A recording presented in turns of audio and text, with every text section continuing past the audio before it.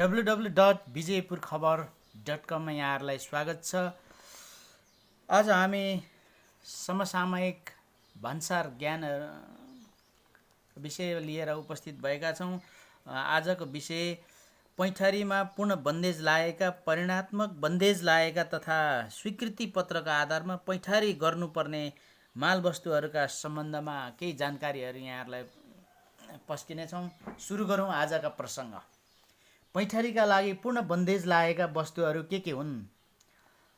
पैठरीका लागि पूर्ण बन्देज लागेका वस्तुहरू गाँजा, चरेस, अफिम, मर्फिन जस्ता स्वास्थ्यका निम्ति हानिकारक तथा लागु पदार्थ, गोमांस। यस्तै नेपाल राजपत्रमा समय समयमा सूचना प्रकाशन गरी नेपाल सरकारले तोकेका हानिकारक एजो रङहरू, प्लास्टिकका जुत्राहरू र 20 माइक्रोनभन्दा कम मोटाइका प्लास्टिकका झोला तथा सिट, बढी कार्बन फाल्ने इन्स्क्याक्सेन्ट लाइट बल्बहरू, अन्य प्रचलित कानुन बमोजिम बन्देज गरेका वस्तुहरू, स्ट्रकलेक्टर वा वेलर बिनाको कम्बाइन्ड हार्भेस्टर आदि पर्दछन्। इजाजत वा स्वीकृति पत्रको आधारमा पैठरी गर्न सकिने वस्तुहरू के हुन्? गृह मन्त्रालयको सिफारिसमा लागु तथा मनोवैद्यिक औषधि र सोको सहायक रसायन। गृह मन्त्रालयको सिफारिसमा हात हतियार, विस्फोटक पदार्थहरू, विस्फोटक पदार्थहरू बनाउन चाहिने आवश्यक सामानहरू, बन्दुक र बन्दुकका गोलीहरू, कागज बाहेकका केपहरू र अन्य विस्फोटक पदार्थ, हात हतियारहरू। तर यसको गृह मन्त्रालयको सिफारिस अनिवार्य गरिएको छ। सूचना तथा सञ्चार मन्त्रालयको सिफारिसमा वायरलेस वाकिटकी, प्रसारण रिसिभर, लिङ्क रेडियो उपकरण जस्ता रेडियो उपकरण र अन्य यस्तै शब्दवाहक, संवादवाहक, दृश्यवाहक, तथ्याङ्कवाहक र रेडियो यन्त्रहरू पनि पैठरी गर्न सकिने छ। पैठरीमा परिणात्मक बन्देज लागेका वस्तु के हुन्? पोस्ता दानालाई मात्र पैठरीमा परिणात्मक बन्देज लगाइएको छ। पोस्ता दाना पैठरी गर्न के गर्नुपर्दछ? वाणिज्य तथा आपूर्ति मन्त्रालयबाट इजाजत लिनुपर्दछ। त्यहाँ इजाजत नलिकन पोस्ता दानालाई पैठरी गर्न पाइँदैन। कुनै मालवस्तु लिखित निश्चित निकाय वा संस्थाले मात्र आयात गर्न पाउने गरी तोकिएको छ। यसमा आयोडिन नुनका लागि साल्ट ट्रेडिङ कर्पोरेसन लिमिटेड र पेट्रोलियम पदार्थ, पेट्रोल, डिजेल, मट्टीतेल, हवाई इन्धन र एलपी ग्यासको हकमा नेपाल आयल निगम लिमिटेडलाई तोकिएको छ। के कस्ता वस्तुहरू नेपालबाट निकासी गर्न पूर्ण बन्देज लगाइएको छ? नेपालबाट निकासी गर्न पूर्ण बन्देज लगाएका वस्तुहरू पुरातात्विक, ऐतिहासिक तथा धार्मिक महत्त्वका वस्तुहरू निकासी गर्न पूर्ण बन्देज छ। त्यस्तै विदेशी तथा स्वदेशी सिक्काहरू, देवी देवताका मूर्ति, ताडपत्र तथा भोजपत्र, पौवा आदि कुराहरू निकासी गर्न पाइँदैन। त्यस्तै वन्यजन्तुहरूमा स्तनधारी वा 26 वन्यजन्तुहरू समावेश गरिएका छन्। पंक्षीमा 9 किसिमका पंक्षीहरू समावेश गरिएका छन्। घस्रने जातका जन्तुहरूमा 3 थरी अजिङ्गर, घडियाल, गोही र सुनगोरो पर्दछन्।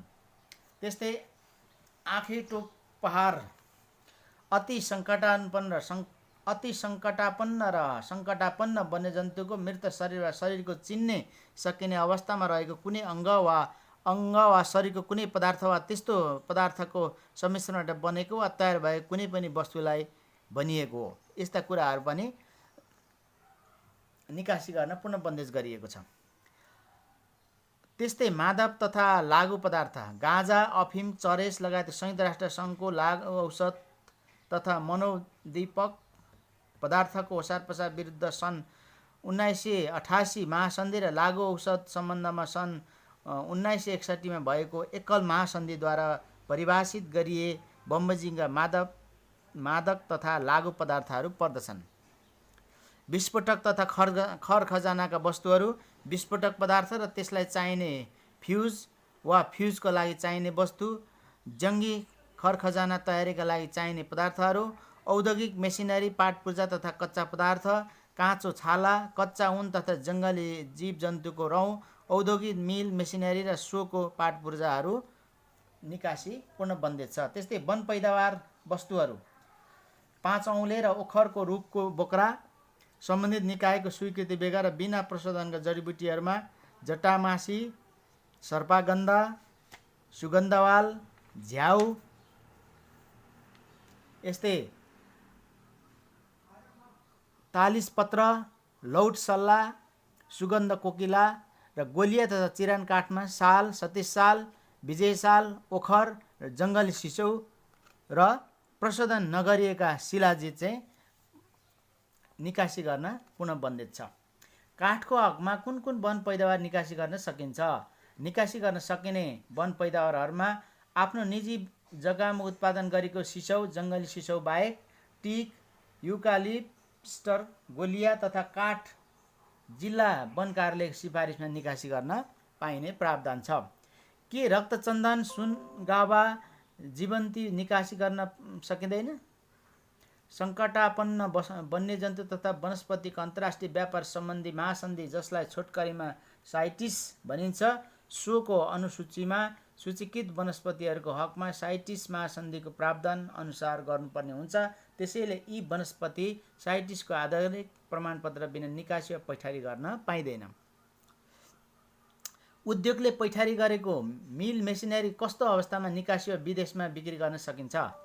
आयात गरिएको मिल मेसिनरी र सो उद्योगको प्रयोगमा नआउने भएमा र उद्योग नै बन्द भएमा।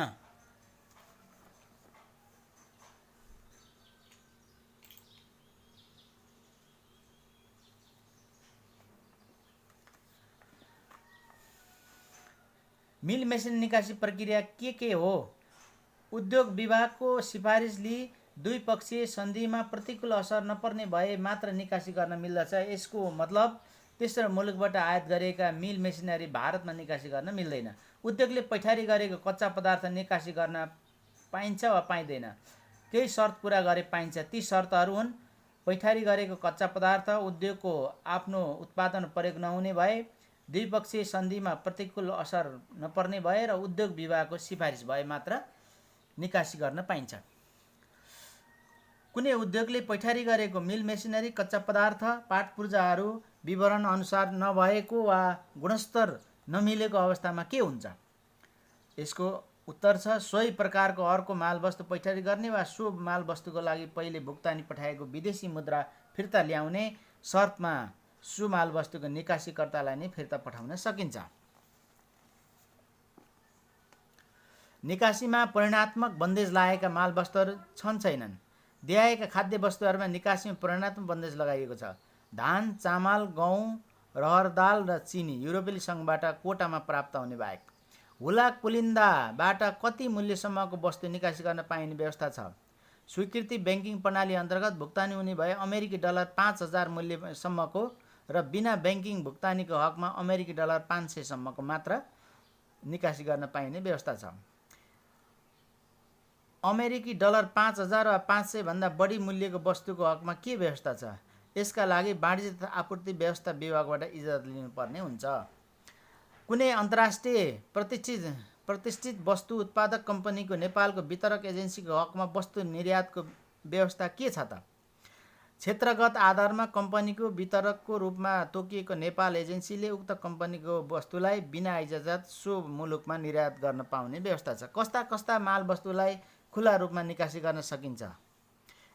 निकासीमा प्रतिबन्ध नलागेका वस्तुहरू, निकासी गर्न कुनै निकायको सिफारिस आवश्यक नपर्ने वस्तुहरू। अर्को प्रश्न छ, निकासी प्रयोजनका लागि मालवस्तुको उत्पादक स्थल वा गोदाममा गई भन्सार जाँच पास गरिदिने व्यवस्था छ? यसका लागि प्रथमतः प्रज्ञापनपत्र भरी आवश्यक कागजात सङ्कलन गरी सम्बन्धित भन्सार कार्यालयमा निवेदन दिनु पर्दछ। व्यवहार उचित भए भन्सार जाँच गरिदिने व्यवस्था छ। यस प्रकार जाँच गर्दा प्रति कन्साइन्मेन्ट 1,000 रुपियाँ शुल्क बापत बुझाउनु पर्दछ र यातायातको साधन प्रयोग गर्नुपर्ने भएमा सोको व्यवस्था सम्बन्धित पक्षले नै गर्नुपर्दछ। धन्यवाद। आजलाई यति नै। हाम्रो च्यानल हेर्दै र सुन्दै गर्नुहोला।